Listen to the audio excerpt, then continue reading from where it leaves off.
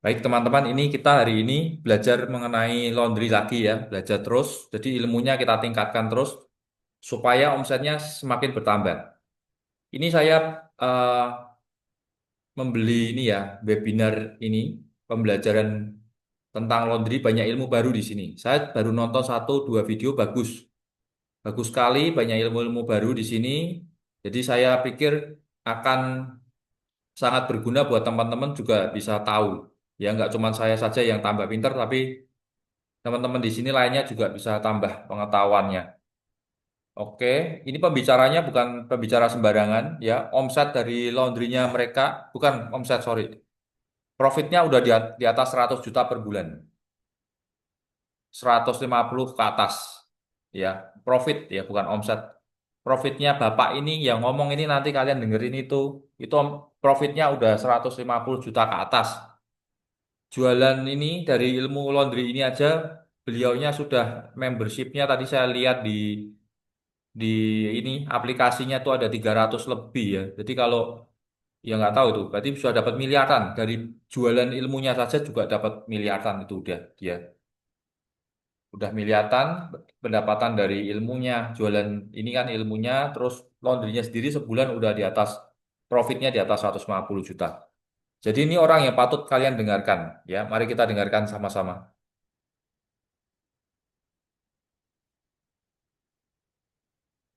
Assalamualaikum, salam sejahtera buat kita semua, Bapak Ibu, peserta Laundrypreneur Mastery Coaching Program. Kali ini kita mulai dari materi pertama, Bapak Ibu.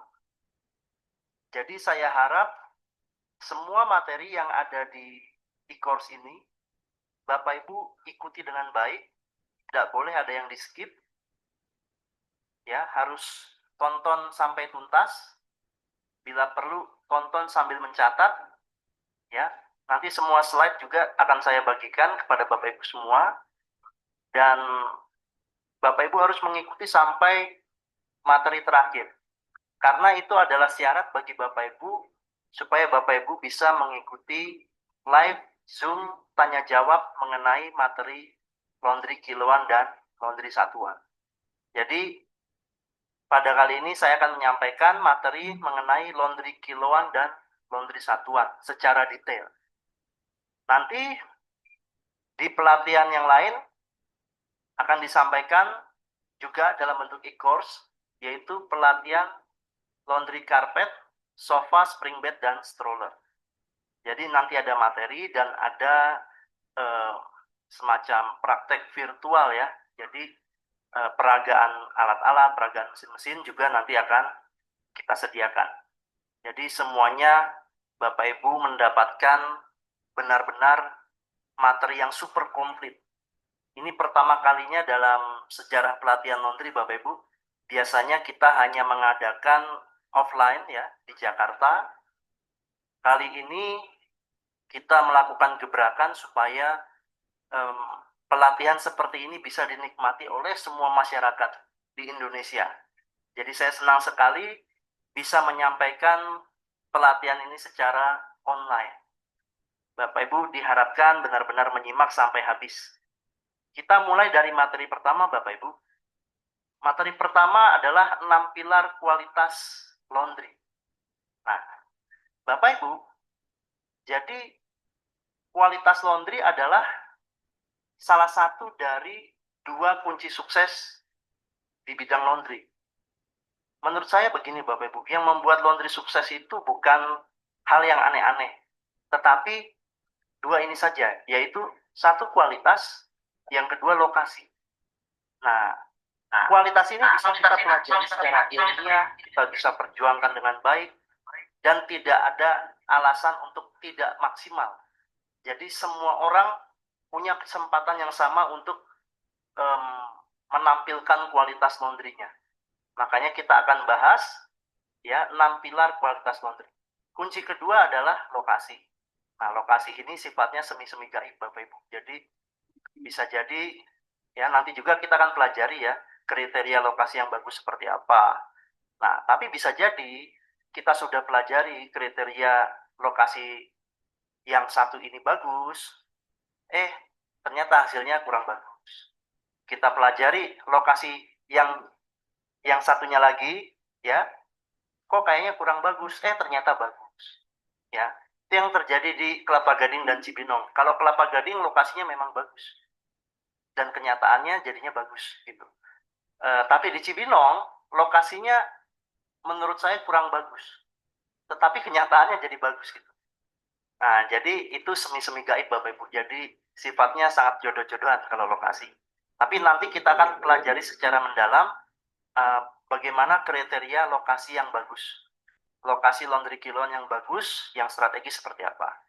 Tapi saya mau mulai dari kualitas laundry, karena ini adalah yang paling utama. Ini tidak bisa dinomor duakan. Ini adalah nomor satu Bapak Ibu, yang Bapak Ibu pelajari. Makanya ini saya letakkan di materi pertama.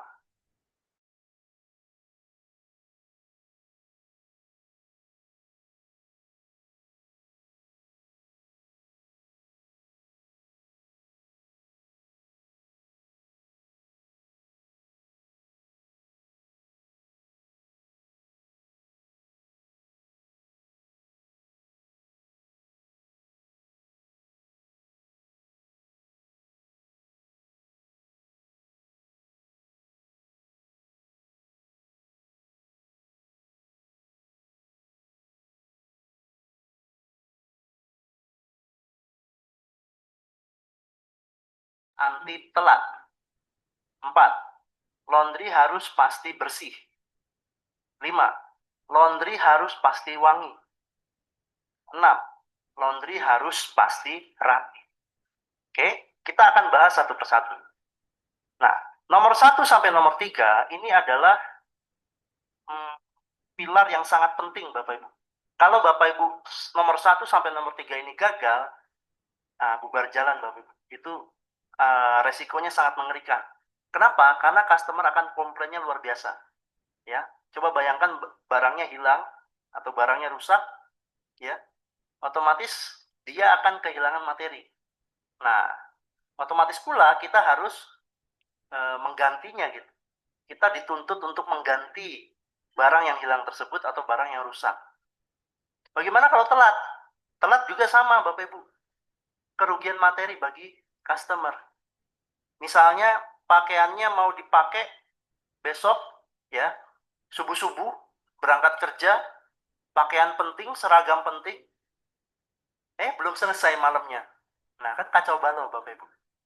Ya, besok ada meeting penting atau ada event penting, ada kejuaraan misalnya, pakaiannya belum selesai.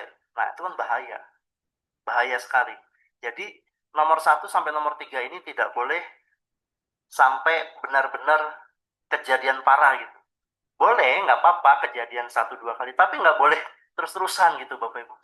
Ya, laundry saya bukannya nggak pernah hilang ya.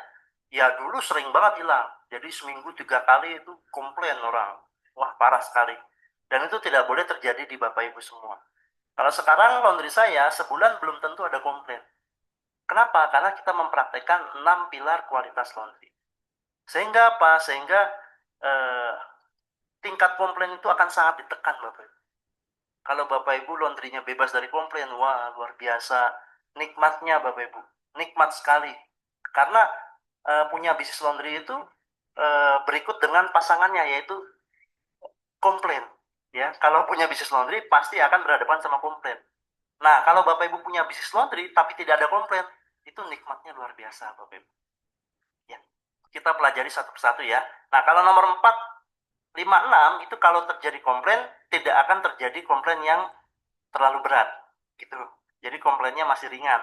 Kalau nggak bersih ya tinggal dibersihkan ulang, tinggal dicuci ulang. Kalau nggak wangi ya tinggal disemprot parfum ulang. Kalau nggak rapi ya tinggal disetrika ulang. Sesimpel itu. Gampang ya. Tapi kalau nomor 1 sampai nomor 3 kalau kejadian kita harus ganti rugi.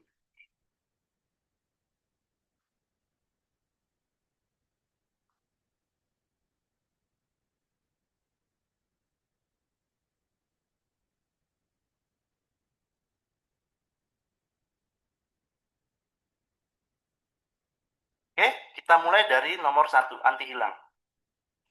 Nah, bagaimana caranya Bapak Ibu supaya laundry itu bisa anti hilang? Ya, satu, Bapak Ibu harus berlakukan sistem yang namanya 1M 1C. Apa itu 1M 1C? Satu mesin, satu customer.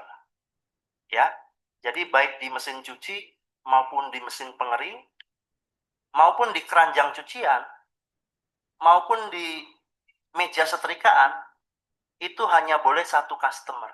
Tidak boleh dicampur-campur. Yang jadi masalah Bapak Ibu adalah bagaimana kalau pakaian customer itu sedikit banget gitu. Bahkan nggak nyampe sekilo. Wah, kalau nggak nyampe sekilo Pak, tombok dong di listrik mesin cucinya. Iya benar Bapak Ibu, tombok di listrik mesin cuci. Mesin cuci kita kapasitas bisa 7 kilo, cuma masuk 1 kilo. Ya kan? Harusnya kita bisa nyuci 7 kilo sekaligus, cuma masuk 1 kilo. Jadinya tombok listrik. Nah, ngakalinya gimana? Ngakalinya adalah Bapak Ibu harus berlakukan yang namanya minimal transaksi Bapak Ibu. Jadi kalau orang masukin kiloan, kalau tidak memenuhi minimal transaksi, ya dia akan dicas sesuai minimal transaksinya. Misal, kalau di laundry saya minimal transaksi itu 3 kilo. Jadi kalau ada cucian tidak sampai 3 kilo, customer tersebut akan dicas 3 kilo Bapak Ibu. Karena minimal transaksi adalah 3 kilo. Pak, gimana kalau customernya nggak mau Pak 3 kilo? Dia merasa keberatan gitu. Wah saya nggak mau 3 kilo, saya bawa sekilo, ya dikenainnya 1 kilo dong. Jangan 1 kilo dikenainnya 3 kilo. Nah kalau saya dihadapkan kejadian seperti itu, kalau di laundry saya oper ke laundry lain. Bu mohon maaf, di laundry kita kebijakannya seperti itu, minimal transaksi 3 kilo. Kalau ibu keberatan, ya mungkin ibu kumpulin dulu bu sampai 3 kilo gitu. Pulang dulu kumpulin sampai 3 kilo baru kesini lagi. Ah ngapain saya pulang-pulang? Saya udah capek-capek kesini masa disuruh pulang? Pokoknya sekilo ya sekilo. Nah kalau ngotot seperti itu ya ya udah bu, gini aja bu, di laundry kita memang nggak bisa bu. Kalau ibu keberatan mungkin di laundry sebelah bisa gitu. Kita oper aja ke kompetitor kita gitu. Nah, itu kalau saya. Kalau Bapak Ibu, karena masih baru, masih sifatnya itu adalah meraih customer ya, rangkul dulu aja. Jangan langsung seperti saya. Kalau langsung seperti saya, nanti malah nggak dapat customer gitu. Bahaya Bapak Ibu. Jadi ada beberapa hal yang jangan tiru mentah-mentah apa yang saya lakukan. Ada beberapa hal yang Bapak Ibu bisa tiru.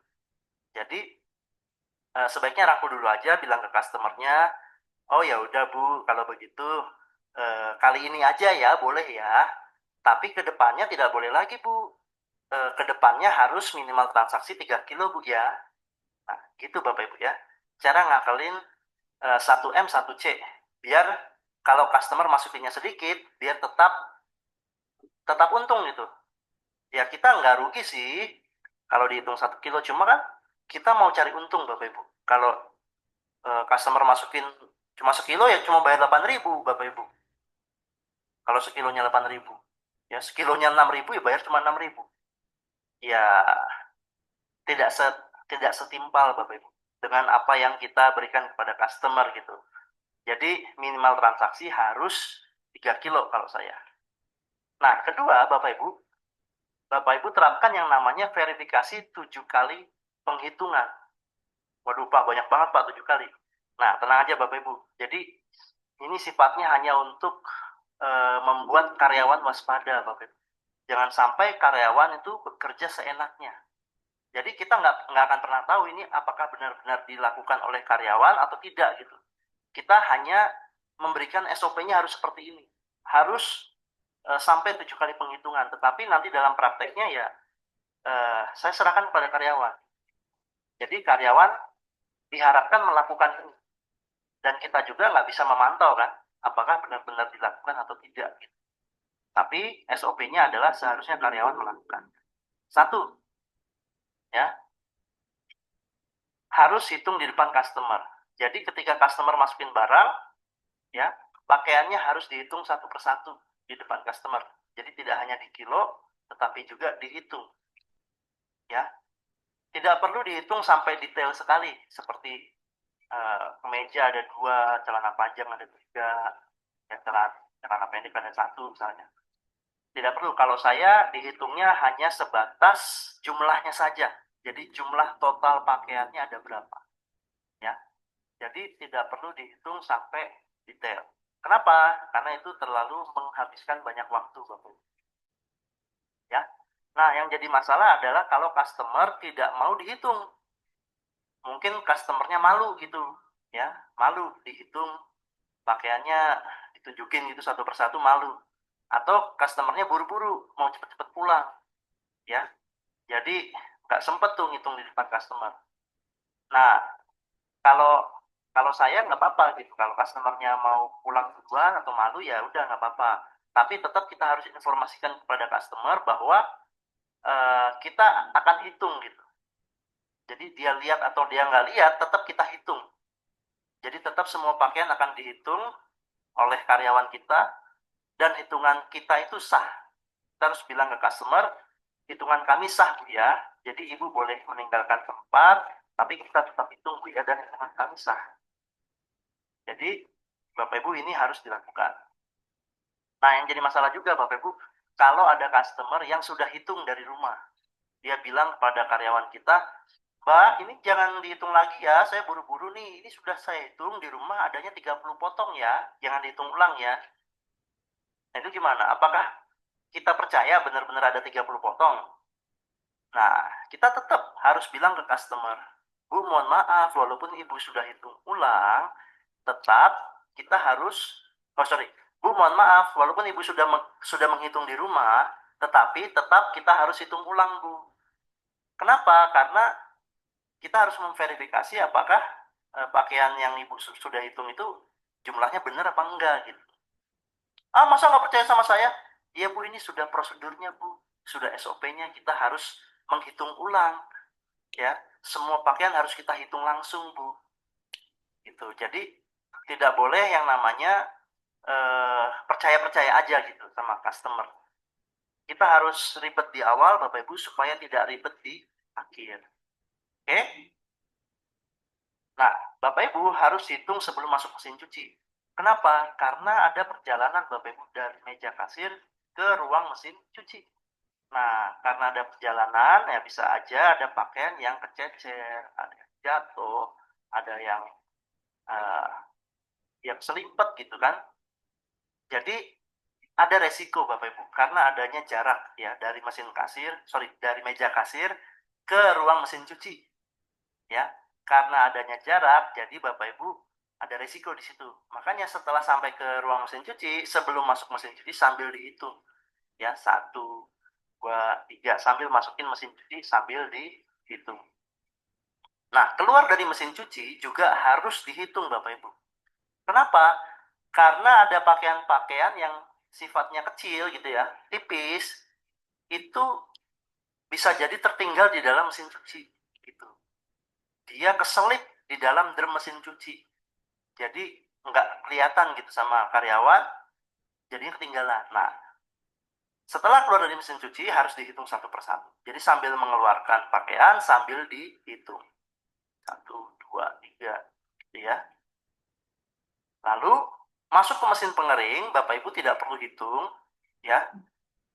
Karena apa? Karena jaraknya biasanya sangat pendek gitu ya, dari mesin cuci ke mesin pengering. Biasanya mesin pengering ada di atasnya kalau sistemnya stack, ya.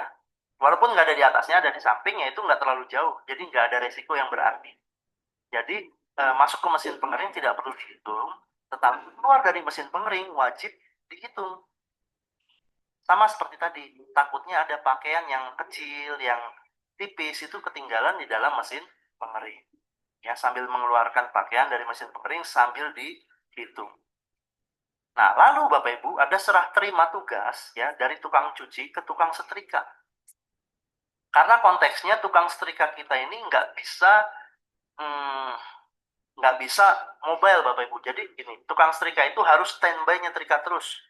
Ya, kalau shiftnya dia lagi nyetrika, dia harus standby nyetrika terus. Tidak boleh sambil mengerjakan yang lain. Kenapa? Karena konteksnya kita menggunakan setrika uap boiler. Setrika uap boiler itu tidak boleh ditinggal-tinggal. Kalau ditinggal-tinggal akan boros gas. Ya, jadi tukang cuci akan menyerahkan pakaian ke tukang setrika. Nah, karena ada beda orang, ya makanya harus dihitung kembali Bapak Ibu. Si tukang setrika sambil bolak-balik pakaian, sambil ngancingin pakaian, sambil dihitung kembali ada berapa jumlahnya, apakah sama atau tidak sama dengan hitungan sebelumnya. Ya, jadi sebelum setrika harus dihitung. Lalu ketika nyetrika juga ada resiko Bapak Ibu kalau tukang setrikanya nyetrika sambil ngobrol. Ya, kalau sambil ngobrol bisa jadi tukang setrika nggak nyadar tuh. Ya, dia nyetrika selesai satu nota, satu customer, ya, karena dia ngobrol nggak sadar, dia ambil pakaian customer lainnya, langsung disetrika, langsung ditumpuk di tumpukan pakaian customer yang tadi, gitu. Nggak nyadar, nggak nyadar, nggak nyadar. Wah, ini pakaiannya beda orang nih. Waduh, sudah ketukar nih. Ya ampun. Nah, itu karena sambil ngobrol Bapak Ibu. Makanya tukang setrika tidak boleh nyetrika sambil ngobrol. Ya, itu SOP-nya. Yang kedua, SOP-nya kalau saya begini. Tukang setrika setelah menyetrika satu customer ya, satu tumpuk pakaian customer yang sama, ya. Ini harus dipindahkan dulu ke tempat yang jauh tumpukannya ini di dalam keranjang. Jadi taruh dalam keranjang, pindahkan ke tempat yang jauh. Jadi satu meja setrika itu hanya boleh satu customer, nggak boleh digabung dengan customer lain. Ini benar-benar untuk mengurangi resiko tertukar Bapak Ibu. Jadi pindahkan dulu ke tempat yang jauh, ke ruang packing lah atau ke meja mana lah. Nah baru lanjut nyetrika pakaian customer yang lain. Gitu ya. Jadi baik di keranjang maupun di meja setrikaan itu hanya boleh satu customer, tidak boleh gabung dengan yang lain. Nah, nomor 7 saya strip Bapak Ibu.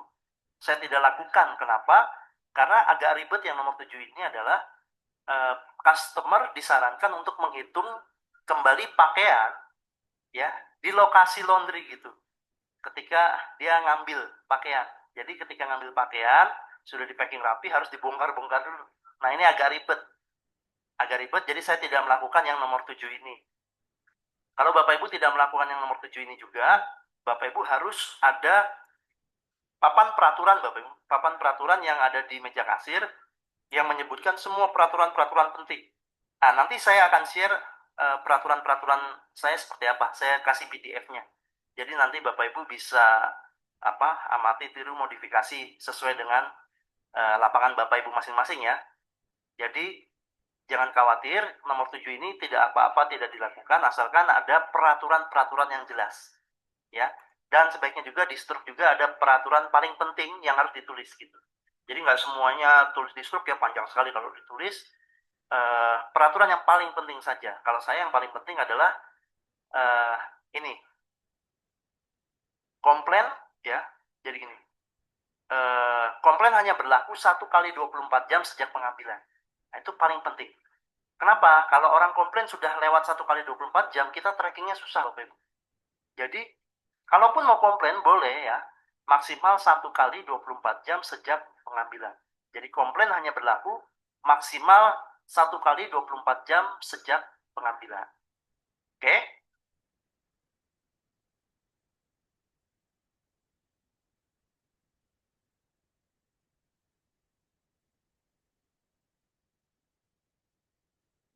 Berikutnya, anti rusak Bapak Ibu. Ada 3 jenis kerusakan yang sebenarnya tidak perlu ditanggung oleh layanan laundry kiloan. Ya, jadi 3 jenis ini tidak perlu ditanggung Bapak Ibu. 1 luntur, 2 susut, 3 mengkerut. Pak, kok luntur nggak ditanggung, Pak? Nah, luntur itu apa, Bapak Ibu? Luntur adalah pudarnya cat tekstil ya, Bapak Ibu ya. Pudarnya cat tekstil dari satu pakaian ke pakaian yang lainnya gitu. Nah, biasanya peluang terjadinya luntur itu 1-2%. Lumayan juga. Jadi, dari 100 baju, ya ada sekitar 1-2 baju yang akan luntur. Nah, ini Bapak Ibu nggak usah khawatir. Ini bukan karena kesalahan dari kita sebenarnya. bukan kesalahan dari si mesin cuci, bukan kesalahan dari chemical, ya, bukan kesalahan dari teknik pencuciannya. Ini adalah kesalahan baju itu. Kenapa baju itu luntur gitu? Ya, sedangkan dari 100 baju ya ada 98 baju yang nggak luntur. Cuma ada 2 baju yang luntur. Kenapa 2 baju ini luntur gitu? Sedangkan 98 baju tidak luntur. Nah, itu kan kesalahan dari baju tersebut. Kenapa bajunya luntur? Nah, Pak, itu kan kita bikin rusak baju. Nah, kita harus tahu dulu Bapak Ibu ya. Laundry kiloan itu sifatnya borongan Bapak Ibu. Jadi pengerjaannya itu borongan, tidak ada penanganan khusus item per item, ya. Jadi dari satu baju ke baju yang lainnya tidak ditangani secara spesial, semuanya sama rata. Bahkan saya bisa bilang ya tidak ada pemisahan terang sama terang, gelap sama gelap seharusnya. Ya, kalau mau dilakukan pemisahan terang sama terang, gelap sama gelap, ya minimal dia harus memenuhi kapasitas maksimal mesin cuci gitu. Jadi misalnya kalau Bapak Ibu dia pakaiannya cuma sekilo, ya kita pisahkan terang sama terang, gelap sama gelap, yang nggak ada gunanya gitu, boros. Ya, jadi kalau mau dipisahkan terang sama terang, gelap sama gelap, ya minimal dia 5 kilo lah. Bisa masuk ke mesin cuci 7 kilo dibagi 2 juga bisa. Ya, ya kalau 5 kilo sendiri pun masih agak boros ya. Kalau dia 10 kilo aja, nah 10 kilo kita bisa bagi 2, ya 5 kilo, 5 kilo. Enak, 7 kilo, 3,5 kilo, 3,5 kilo. Jadi 3,5 kilo terang, 3,5 kilo gelap. Boleh. Tapi yang pasti Bapak Ibu, sebenarnya 3 kerusakan ini tidak kita tanggung. Kita harus memberitahukannya ke customer, terutama yang luntur Bapak Ibu. Jadi ini harus benar-benar diperhatikan yang luntur ya. Jadi si kasir harus bertanya kepada customer, Bu, mohon maaf, ada pakaian yang berpotensi luntur enggak? Nah, kalau si customer menjawab, oh ya, ini pakaian saya yang batik ini luntur loh. Nah, Bu, mohon maaf Bu, yang batik ini kita masukkan ke laundry satuan ya, tidak ke laundry kiloan. Oh, kenapa? Ya, supaya penanganannya spesial Bu, istimewa, eksklusif Bu. Jadi masuknya ke satuan Bu. Emang berapa kalau satuan? Kalau batik ini satu piecesnya itu 25.000 Bu. Ah, gini aja deh. Pokoknya nih kiloin aja semua, ini kan nggak ada sekilo kan, masa mahal banget. Ini pokoknya kiloin aja semuanya. Nah, yang batik ini dipisah gitu loh nyucinya. Oh, mohon maaf Bu, kalau dipisah harus masuk ke satuan gitu. Nah, kalau saya ada yang ngotot seperti itu ya udah oper aja ke laundry sebelah. Kalau Ibu keberatan ya mungkin di laundry sebelah bisa. Pokoknya kalau ini harus dipisah, itu harus dihitung satuan gitu. Ya. Yang jadi masalah adalah kalau customer nggak tahu ada yang luntur apa enggak. Nah, kalau customer nggak tahu ada yang luntur atau enggak, kita harus informasikan gini, ya Bu, karena Ibu tidak tahu ada yang luntur atau enggak, ya kita mau kasih tahu Bu, di kita ada 3 keretakan yang tidak kita tanggung Bu ya di laundry kiloan, yaitu luntur, susut, mengkerut Bu. Nah, itu harus diinformasikan kepada customer. Yang kedua adalah susut. Susut adalah berubah ukurannya Bapak Ibu. Jadi ukurannya berubah dari XL jadi S. Ekstrim banget Bapak Ibu. XL jadi S. Yang biasanya XL jadi L gitu ya. Jadi yang nyusut gitu, berubah jadi lebih kecil ukurannya. Nah, ini dipengaruhi sebenarnya karena panas Bapak Ibu. Jadi ini bukan tanggung jawab kita gitu. Ini adalah kesalahan dari pakaiannya. Kenapa pakaiannya nyusut? Kenapa pakaiannya berubah gitu ukurannya? Ya, ini sebenarnya karena panas sebenarnya. Biasanya kalau yang kena panas itu nyusut gitu. Kalau memang dia bahannya nyusut. Nah, ini tidak ditanggung ya. Lalu ada mengkerut. Kalau mengkerut itu berubah bentuknya. Jadi ya karena ukurannya berubah, tapi ekstrim dia sampai ke bentuknya juga berubah. Jadi bergelombang. Ya tadinya lurus, dia mengkerut bergelombang. Nah, ini karena panas juga. Dan ini disebabkan karena bahannya dominan karet. Nah, makanya Bapak Ibu kita harus tahu ada 3 jenis bahan yang tidak boleh masuk ke dalam mesin pengering. Nah, satu yang tadi saya bilang, bahan yang dominan karet. Ya, seperti apa? Misalnya pakaian renang wanita, terus pakaian senam, pakaian balap sepeda, pakaian legging ya. Ya, pokoknya yang dominan karet itu tidak boleh masuk ke dalam mesin pengering. Lalu pakaian yang ada sablon tebal. Nah, ini juga tidak boleh masuk ke dalam mesin pengering. Sablon tebal itu sablonnya terbuat dari karet. Nanti kalau masuk mesin pengering dia bisa nyeplak. Ya, nanti rusak sablonnya. Lalu pakaian yang sangat tipis. Pakaian yang sangat tipis seperti sutra. Nah, ini kalau masuk ke dalam mesin pengering, kalau terlalu panas dia bisa rapuh. Jadi tidak boleh masuk ke dalam mesin pengering. Terus bagaimana Pak kalau nggak masuk ke dalam mesin pengering? Kalau tidak masuk ke dalam mesin pengering, kita angin-anginkan saja di dalam ruangan. Ya, tapi ingat harus ditandai. Kalau nggak ditandai nanti ketinggalan pasti. Ya, karena ini adalah perlakuan yang tidak pada umumnya gitu kan. Pada umumnya masuk mesin pengering. Nah, karena tidak pada umumnya, nah ini harus ditandain. Pasti ketinggalan kalau nggak ditandain. Berikutnya Bapak Ibu, bahan yang tidak boleh dimasukkan ke dalam mesin cuci, ya, yaitu adalah bahan yang beraksesoris. Bahan yang beraksesoris seperti ya bahan-bahan yang ada payet-payetnya, manik-maniknya, mentik-mentiknya ya, seperti kebaya, ya, gaun yang rumit ya. Jadi itu tidak boleh masuk dalam mesin cuci. Lalu bagaimana cara mencucinya? Dicuci manual saja pakai tangan di dalam ember. Lalu ada juga bahan yang tidak boleh dicuci pakai air. Nah, inilah yang dinamakan dry cleaning. Hanya boleh dicuci menggunakan mesin cuci khusus, yaitu mesin dry cleaning. Mesin dry cleaning harganya ratusan juta, ya. Nah, daripada kita buang-buang uang, bayar ratusan juta untuk beli mesin dry cleaning, mendingan pakai cara saya, yaitu metode waterless cleaning. Nah, nanti akan saya peragakan bagaimana caranya pencucian jas ya dengan menggunakan metode waterless cleaning. Ya, nanti ya di bagian video praktek akan saya peragakan. Nah, Bapak Ibu, bagaimana kalau terjadi yang namanya ganti rugi gitu? Kalau pakaian customer ternyata hilang atau ternyata rusak, nah, kita kan harus bayar biaya ganti rugi. Sebenarnya bagaimana sih biaya ganti rugi di laundry kiloan? Nah, rumusnya adalah ini Bapak Ibu. Total harga yang dibayarkan customer dibagi jumlah pakaian yang dimasukkan ya, yang dimasukkan ke laundry dikali 10 gitu. Jadi gini, berapapun kiloannya ya, intinya gini. Jadi customer tuh bayar berapa nih? Ya, misal bayar 45.000. Lalu jumlah pakaiannya ada berapa potong? Ya, misal ada 15. Ya, berapapun kiloannya ya, kita nggak bahas kiloan karena kita mau hitung biaya ganti rugi satu potong pakaiannya berapa sih? Nah, berapa biaya ganti rugi setiap satu potong pakaiannya? Ya udah 45.000 dibagi 15, lalu dikali 10. Hasilnya 30.000. Murah atau murah? Murah kan? Nah, tapi sebenarnya gini, apakah customer mau diganti rugi 30.000?